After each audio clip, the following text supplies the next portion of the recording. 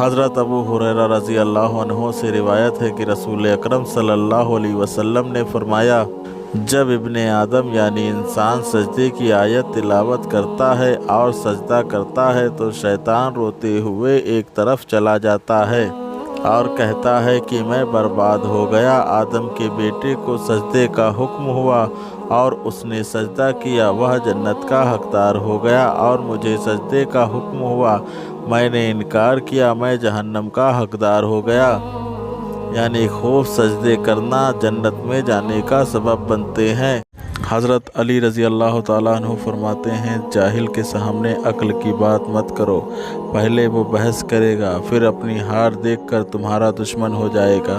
हज़रत अली रज़ी अल्लाह ताला अन्हु फरमाते हैं, तंगी में खैरात करना, गुस्से में सच बोलना और ताकत होते हुए माफ़ कर देना बेहतरीन नेकी है।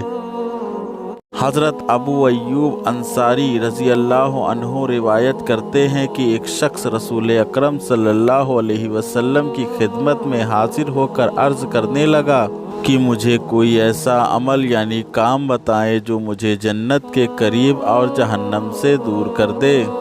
आपने फरमाया, तुम सिर्फ़ अल्लाह ताला की इबादत करो और किसी को उसका शरीक ना बनाओ, नमाज कायम करो और ज़कात अदा करो और रिश्तेदारों के साथ सिला रहमी करो। जब वो शख्स वापसी के लिए चला तो आपने फरमाया, अगर ये शख्स इन बातों पर अमल करता है जिसका इसे हुक्म हुआ है तो ज़रूर जन्नत में जाएगा। हज़रत अली रज़ी अल्लाह ताला अन्हु फरमाते हैं, गरीब वो है जिसका कोई दोस्त नहीं,